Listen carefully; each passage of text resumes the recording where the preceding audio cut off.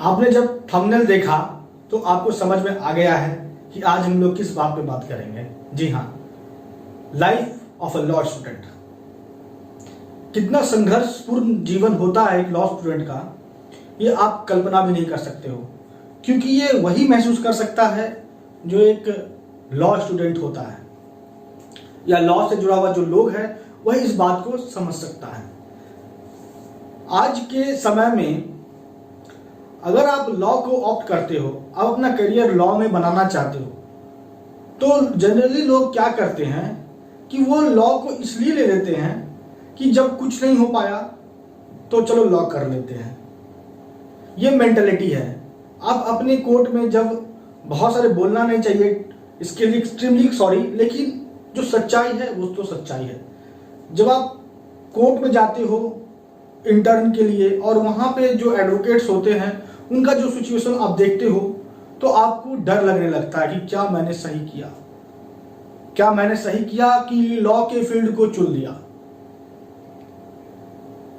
तो सबसे महत्वपूर्ण क्या है, मैं आपको जो बताना चाहता हूं कि एक लॉ स्टूडेंट का जो लाइफ होता है ना, बहुत संघर्षपूर्ण होता है, क्योंकि उनके लाइफ में कुछ भी रेगुलरिटी नहीं होता है, ना कोई सर्टेनिटी होता है, कुछ भी सर्टेन नहीं है। अगर हम कंपेयर के एक आईएएस एस्पायरेंट को जुडिशियल एस्पायरेंट के साथ, तो कितना का फर्क आ जाएगा आप देखिए। सबसे पहला फर्क कि एक जुडिशियल एस्पायरेंट के पास स्कोप होता है कि वो अपना प्रिपरेशन 10th क्लास से 8th क्लास से करना शुरू कर दें। लेकिन अगर वह दूसरी बात हम करें जुडिशियल एस्पायरेंट का, तो जुडिशियल एस्पायरेंट के लिए उसका प्रिपरेशन का शुरुआत ही होता है इंटर के बाद।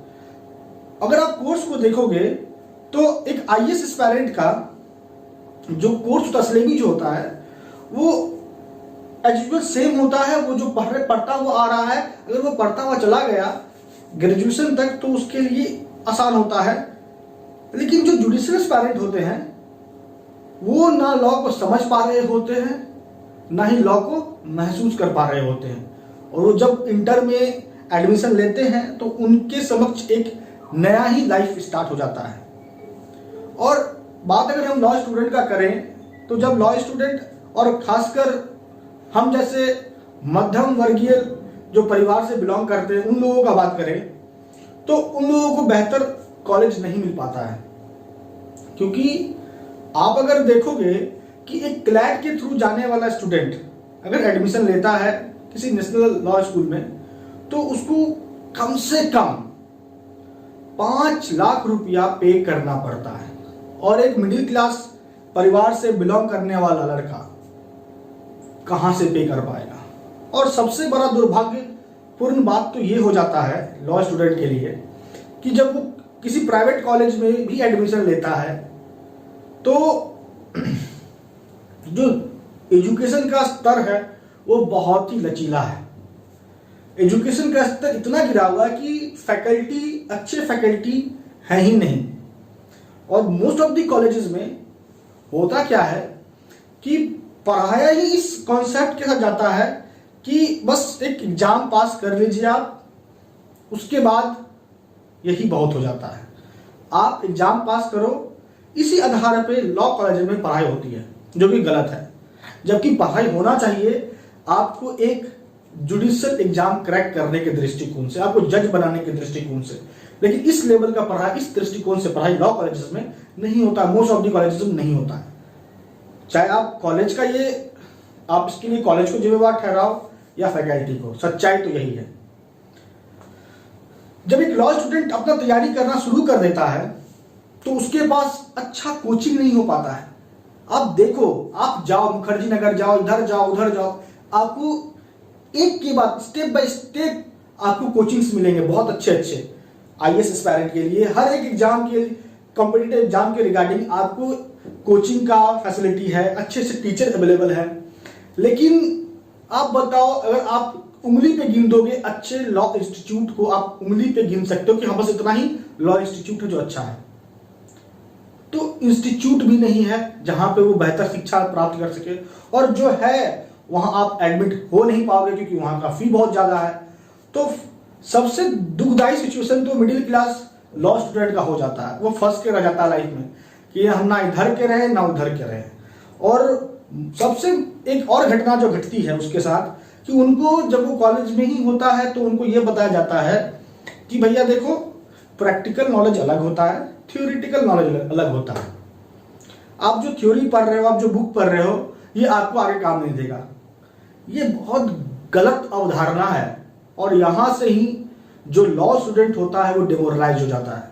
वो फोकस्ड नहीं कर पाता कि हमको पढ़ना है, तरीके से पढ़ना है। उसको माइंड में ये लगता है कि अगर हम जाके भविष्य में कोर्ट चले भी जाते हैं तो मेरा ये कोई काम नहीं आएगा, मेरा पढ़ा हुआ, क्योंकि वहाँ प्रैक्टिकल तो अलग होता है।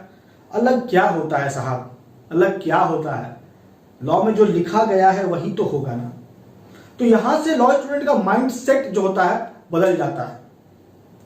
और जो तेज होते हैं स्टूडेंट, जो बात को समझते हैं कि नहीं, मुझे जो टारगेट ले लेते हैं कि नहीं मुझे अब जुडिशियल एग्जाम को ही करेक्ट करना है, तो फिर वो आर्थिक स्थिति से जूझने लगते हैं। उनके सामने आ जाता है कि मेरा ग्रेजुएशन हो गया है, अब हम क्या करें? अगर हम अपना अर्निंग नहीं करेंगे तो हम लर्निंग नहीं कर पाएंगे। और आप बताइए, क्या आपको लगता है कि आप एक जुडिशियल एग्जाम का जब तैयारी कर रहे हो तो साथ में एडवोकेसी भी कर सकोगे? पॉसिबिलिटी है? रेयरली नहीं हो पाता है। जब आप कोर्ट जाओगे, कोर्ट में एडवोकेसी करोगे और एडवोकेसी करके आओगे, घर लौटोगे 5 बजे 6 बजे, और उसके प्रिपरेशन करोगे तो पॉसिबल नहीं, इट इज नॉट पॉसिबल। ये पॉसिबल है नहीं कि आप प्रिपरेशन कर पाओ। तो ऐसा भी सिचुएशन आता है लॉ स्टूडेंट के लाइफ में। और जब मान लो कि आपने एग्जाम दे भी दिया, संघर्ष करके आपने एग्जाम दे भी दिया, तो जो कमीशन होता है, जो पब्लिक सर्विस कमीशन है, चाहे वो बिहार पब्लिक सर्विस कमीशन हो, चाहे यूपी पब्लिक सर्विस कमीशन, किसी भी स्टेट कमीशन का बात कर ले, कोई रेगुलेटरी नहीं एग्जाम लेने का। चाहे वो 1 साल के भीतर ले ले, चाहे वो 2 साल के भीतर भी ले सकती है। तो कितना मेंटल प्रेशर होता है एक लॉ स्टूडेंट पे, वो वही समझ सकता है और कोई नहीं समझ सकता है। तो ना तो कोई रेगुलरिटी एग्जाम का कि एग्जाम कब होना है, कोई फिक्स्ड प्लान होना चाहिए। ये मैं हर स्टेट के कमीशन से कहना चाहता हूं कि एक आप कैलेंडर बनाइए, इशू कीजिए कैलेंडर की, जिस डेट को जो चीज होना है उस डेट को वो चीज होगा। जिस डेट को एग्जाम तय हो गया है तो उस डेट को एग्जाम होगा। हालिया ही देख लीजिए, बात करते हैं कोरोना का। आप लोग जब प्री का एग्जाम दे रहे थे तो आपका 2 बार प्री पोस्टपोन हुआ, क्या और चीजें नहीं हुई? तो सिर्फ लॉ स्टूडेंट ही पिसाए, लॉ स्टूडेंट को ही झेलना पड़ेगा और एग्जाम नहीं हुई? ऐसा क्यों? ये 2 नीति क्यों? प्री में 2 बार एग्जाम पोस्टपोन, फिर आप मेंस में आते हैं, मेंस में आप एग्जाम को अंतिम समय में पोस्टपोन करते हैं। अब बताइए, जिस मेंटलिटी, जिस माइंडसेट के साथ जो स्टूडेंट लगा हुआ रहता है, उसके बाद उसको पता चलता है कि अरे यार हम तो खेल में ही नहीं है, खेल ही नहीं होने वाला है, तो वो टूट जाता है, बिखर जाता है। लेकिन हम यहां पे कहेंगे आप लोगों से कि आप लोग संयम बना के रखना है। आपने जिस वक्त, जिस दिन लॉ को चुना था, लॉ के फील्ड को चुना था, उस दिन आपने एक ऐसा फील्ड को चुन लिया था जहां पे बहुत कम आदमी टिकते हैं, और जो टिक जाते हैं वो टॉप पे होते हैं। क्योंकि अगर हमारा जो पार्लियामेंट्री फॉर्म गवर्नमेंट को ही देख के बात करें तो अल्टीमेटली भारत में कुछ भी हो, भारत में कुछ भी हो, अंतिम निर्णय न्यायमूर्ति ही लेता है और उनका निर्णय सर्वमान्य होता है। तो उस चीज के लिए, उस फील्ड में आप जुड़े हुए हो, उस फील्ड के लिए आप प्रिपरेशन कर रहे हो, तो संघर्ष तो करना पड़ेगा, और संघर्ष आपका बहुत है। और ना ही कोई पीछे से बैकअप। फैमिली, कभी कभी फैमिली भी सपोर्ट नहीं करती है उनको। फैमिली को भी अपेक्षा हो जाता है कि मेरा बेटा अब लॉ ग्रेजुएट हो गया है तो अब घर के लिए कुछ करेगा। कहां से करेगा? वो जब जाता है कोर्ट, तो कोर्ट में इतना जद्दोजहद, जो जा रहा है वही समझ रहा है कि क्या होता है कोर्ट में। अब जाओ किसी के पास इंटर्न करने के लिए, तो वो आपको बोलता है कि हम कुछ नहीं सिखाएंगे, अपने आप देखते देखते सीख लीजिए, अपने से सीखना पड़ेगा। हाय रे स्थिति। हालिया कुछ दिनों में ये सिचुएशन, मैं मानता हूं कि कुछ शहरों में ये सिचुएशन बदला है, लेकिन अभी भी बहुत ऐसे राज्य हैं जहां के जिलों में ऐसा सिचुएशन है कि एडवोकेट जो सीनियर है वो अपने जूनियर से सब्जी घर का सामान मंगवाता है, कहां तक सही है? तो कितना जिल्लत भरा जीवन हो जाता है एक लॉ स्टूडेंट का। ना एग्जाम में रेगुलरिटी, ना कॉलेज में पढ़ाई का रेगुलरिटी, तो घर का प्रेशर, मनी प्रॉब्लम, और आगे क्या होगा इसका तो कुछ भी कहा नहीं जा सकता है। लेकिन फिर भी दोस्तों, एक बात जो लॉ के फील्ड में मजा है वो किसी और फील्ड में आपको नहीं मिलेगा, क्योंकि लॉ एकमात्र ऐसा फील्ड है ना कि जहां आप थोड़ा सा भी शिद्दत से मेहनत कर दिए तो फिर आपके पीछे भी कोई नहीं होगा, आपके पीछे भी कोई खड़ा नहीं हो सकता है। आपको पछाड़ने का तो दूर का बात, आपके पीछे भी कोई खड़ा नहीं हो सकता है। आप में इतना ऊर्जा होगा, क्योंकि आज के समय में भले ही लॉ का स्तर गिर गया है, लेकिन जब आप पहले के समय को देखोगे, आजादी के पहले या आजादी के टाइम का बात करें, तो लॉ कोई आम आदमी नहीं करता था। लॉ कोई आम आदमी नहीं करता था, लॉ करने वाला बहुत विद्वान हुआ करता था। तो आप उस फील्ड से हो, इस बात का गर्व करो। और जो एडवोकेट होते हैं, एकमात्र ऐसा प्रोफेशन है जिसको लर्नेड कहा गया है। बाकी और किसी प्रोफेशन में लर्नेड शब्द यूज नहीं हुआ है। तो आप उस फील्ड से बिलोंग करते हो। संघर्ष है, बहुत तकलीफ झेलना पड़ता है, लेकिन फिर भी एक लॉ स्टूडेंट जहां खड़ा हो जाए, उसका जो ऊर्जा होता है, उसका जो पावर होता है, वो उसका तुलना कुछ नहीं कर सकता है, कोई भी नहीं कर सकता है। डीएम को भी जज के सामने खड़ा हो जाना पड़ता है।